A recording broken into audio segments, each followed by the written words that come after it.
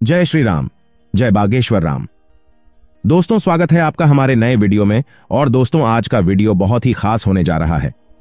आज हम आपको तुलसी का एक ऐसा उपाय बताने जा रहे हैं जिसको करने से आपको कभी भी धन की कमी महसूस नहीं होगी।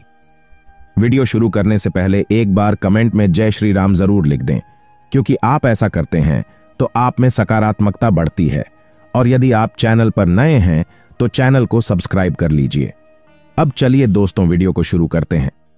दोस्तों, तुलसी का पौधा लगभग सभी घरों में होता है। तुलसी माता को हिंदू धर्म के अनुसार माता लक्ष्मी का रूप माना जाता है। भगवान विष्णु को तुलसी जी अत्यंत प्रिय हैं, इसलिए रोजाना तुलसी पर जल अर्पित करने वाले भक्तों पर भगवान विष्णु की कृपा सदा बनी रहती है। ऐसे में तुलसी के पत्तों के विशेष इस्तेमाल से आप रातों रात मालामाल हो सकते हैं। इस उपाय के लिए आपको किसी भी दिन सुबह ब्रह्म मुहूर्त में तुलसी की प्रार्थना करनी होगी।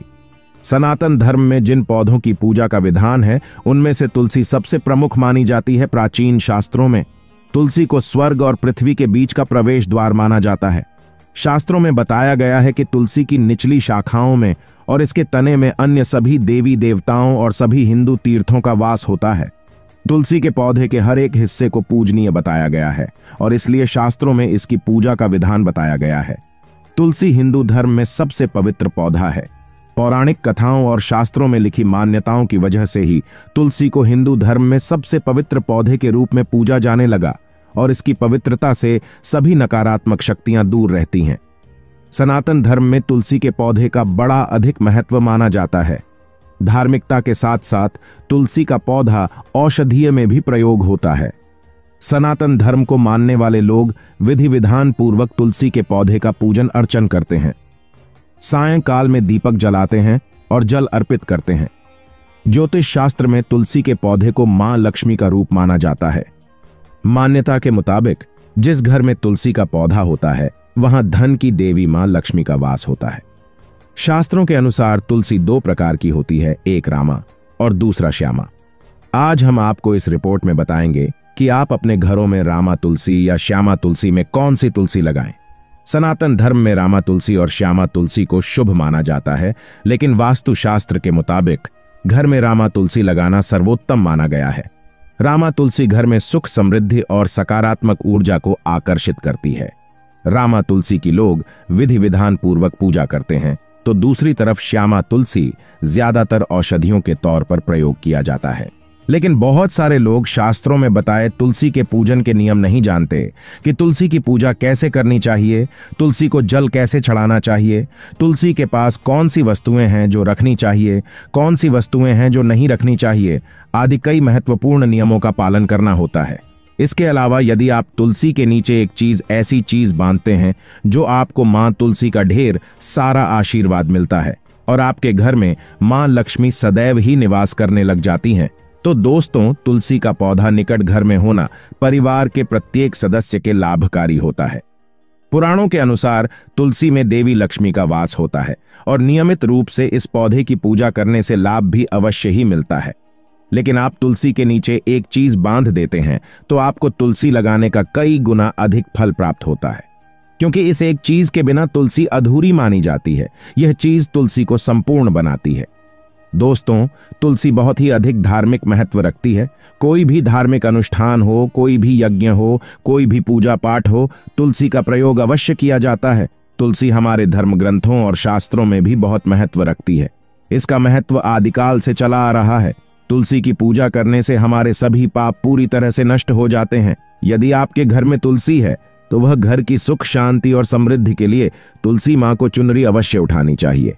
दोस्तों, कुछ लोग जाने अनजाने में तुलसी के पास कुछ ऐसी चीजें रख देते हैं जिससे तुलसी जी का अपमान होता है। तुलसी जी का पौधा बहुत संवेदनशील होता है, इसलिए तुलसी के पास आपको अपने मुंह से अपशब्द नहीं बोलने चाहिए, गाली गलौच नहीं करनी चाहिए। तुलसी के पास झाड़ू पोछा नहीं रखना चाहिए, इसे पाप माना गया है। जहां तुलसी का पौधा हो उसके आसपास थूकना घोर अनर्थ हो सकता है।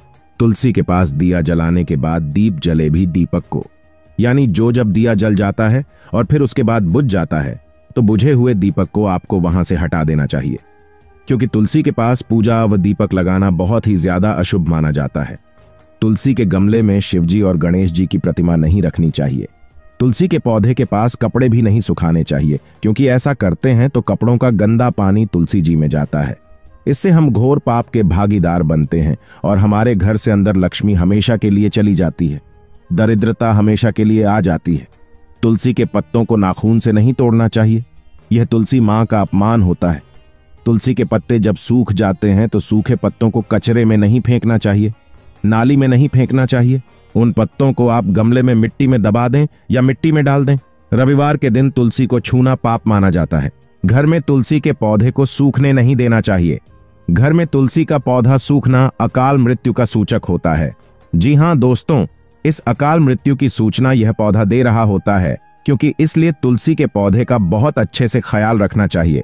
इसे हमेशा हरा भरा रखना चाहिए, इसे कभी सूखने नहीं देना चाहिए। दोस्तों, शास्त्रों के अनुसार मासिक धर्म के दौरान महिलाओं को तुलसी के पौधे में पानी नहीं डालना चाहिए, इसे छूना नहीं चाहिए। तुलसी के पौधे को पूर्व तथा उत्तर दिशा में लगाना बहुत अधिक शुभ माना जाता है। तुलसी के पास रेगिस्तानी पौधे या कांटेदार पौधे लगाना बेहद अशुभ होता है। इससे आपके घर में दरिद्रता का वास होता है और तुलसी जी के लिए आप घृणित माने जाते हैं। अगर आप तुलसी के पास केले का पेड़ लगाते हैं तो यह बेहद शुभ माना जाता है। इसको करने से आपको कई गुना लाभ प्राप्त होते हैं, क्योंकि केले के पेड़ में भगवान विष्णु का वास होता है। इससे घर में लक्ष्मी भी प्रसन्न होती है, क्योंकि जहां भगवान विष्णु होते हैं वहां लक्ष्मी जी अवश्य होती हैं। तो यदि आप तुलसी के पास केले का पेड़ लगाएं तो उससे आपको बहुत ज्यादा धन धान्य की पूर्ति मिलेगी। धन के सभी रास्ते खुल जाएंगे, आपकी उन्नति होती चली जाएगी और आपके सारे बिगड़े काम बनते चले जाएंगे। तो तुलसी के पौधे में शालिग्राम जरूर रखनी चाहिए। तुलसी के पौधे में शालिग्राम रखने से आप बहुत ज्यादा धन और वैभव के भागीदार होते हैं। तो शालिग्राम भगवान विष्णु का निराकार रूप है। यह काले रंग का एक पत्थर होता है। शालिग्राम में अल्प मात्रा में स्वर्ण भी होता है। ये गंडकी नदी में पाए जाते हैं। जिस प्रकार से शिवलिंग नर्मदा नदी में पाए जाते हैं, उसी तरह से शालिग्राम गंडकी नदी में पाए जाते हैं। यदि आप इसे तुलसी के पौधे में रखते हैं तो मां लक्ष्मी की कृपा आपको हमेशा प्राप्त होती है। आपके घर में कभी भी धन धान्य की कमी नहीं रहेगी। और पुराणों के अनुसार जिस घर में शालिग्राम होते हैं वह घर सभी तीर्थों के समान हो जाता है। शालिग्राम को चंदन लगा करके उस पर एक तुलसी का पत्ता रखना चाहिए और प्रतिदिन शालिग्राम को पंचामृत से स्नान करवाना चाहिए। तुलसी का पौधा कभी भी लालच में आकर नहीं लगाना चाहिए। इस तरह का लालच हमें धन प्राप्त होगा। तुलसी का पौधा मेरे घर में होगा। दोस्तों, तुलसी का पौधा लगाएं तो उसकी नित्य पूजा करनी चाहिए और नियमों का सारा पालन करना चाहिए। यदि आप तुलसी का पौधा लगा लेते हैं और तुलसी आपके घर में उग आती है और आप उनके नियमों का पालन नहीं करते हैं तो तुलसी जी आपसे कुपित हो जाती है और उससे आपको विपरीत परिणाम दिखने पड़ सकते हैं। ऐसा करने से आपको हमेशा विपरीत परिणाम ही मिलेंगे, क्योंकि आपने नियमों का पालन नहीं किया। तुलसी का पौधा तो आपने घर में लगा लिया, लेकिन आप सभी गलत कार्य जो नहीं करनी चाहिए वह आप कर रहे हैं। जैसे कांटेदार पौधा पास में लगा रहे हैं, उनका अपमान कर रहे हैं, उनके पैरों को पट्टे जो उनके पट्टे हैं उनको आप पैरों में ले रहे हैं, उनको सूखने दे रहे हैं, उनकी केयर नहीं कर रहे हैं, तो इससे आपको विपरीत परिणाम देखने पड़ सकते हैं। और माता लक्ष्मी भी नाराज होती है, क्योंकि तुलसी माता का अपमान साक्षात लक्ष्मी जी का अपमान होता है। तो दोस्तों, आपको ये बातें ध्यान रखनी है। यदि आप तुलसी का पौधा लगाते हैं तो आप उसके गमले को बिल्कुल अलग रखें और उनकी पूजा अर्चना करते रहें।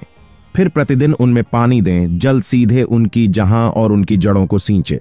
उनमें जल अच्छे से और उनकी निंदाई करें, ताकि नई खुदाई करने से क्या होता। तुलसी में गोबर की खाद डाल सकते हैं। रसायन आम तुलसी में बिल्कुल ना डालें। जो रसायन रासायनिक उर्वरक होते हैं, केमिकल्स होते हैं, वह आपको तुलसी जी में बिल्कुल भी नहीं डालने चाहिए। गोबर की खाद का आपको प्रयोग करना चाहिए। इससे आपको मां तुलसी जी आपको धन धान्य से परिपूर्ण रखेगी। तो दोस्तों, उम्मीद है आपको मेरा यह वीडियो बहुत अच्छा लगा होगा, वह समझ आया होगा। यदि आपको वीडियो समझ नहीं आए और एक बार फिर वीडियो देखना है तो आप रिवाइज करके उसको देख सकते हैं। और वीडियो को यदि आपने ध्यान से सुना है तो रिवर्स करने की जरूरत नहीं है। आप कागज पेन लेकर के भी बैठ सकते हैं, आप इसको लिख भी सकते हैं, जो भी इसके नियम हैं। तो दोस्तों, इस तरह से हम वीडियो बनाते हैं। अलग अलग टाइप के जो वीडियो हैं, जो हमारे सनातनी हिंदू भाई है, जो हमारे इस वीडियो को देखते हैं, जो हिंदू धर्म के लोग हैं, जो धर्म को मानते हैं हमारे पुराणों का, जिनको ज्ञान नहीं होता, शास्त्रों में लिखी बातों का जिनको ज्ञान नहीं होता है, वह ज्ञान हम यहाँ पर इस वीडियो के माध्यम से उपाय के रूप में बताते हैं और पूज्य गुरुजी द्वारा कथा में कही हुई बातों को भी संक्षिप्त रूप में यहाँ बताने की कोशिश करते हैं। तो दोस्तों, इस तरह से सनातन धर्म हमारा आगे बढ़ता जाएगा और हम बहुत ही वैभव और खुशी के साथ इन उपायों को करते रहेंगे।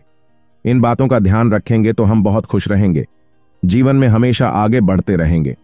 कमेंट में जय श्री राम जरूर लिखेगा। दोस्तों, चैनल को सबसे अधिक या तो सब शेयर कर लीजिएगा।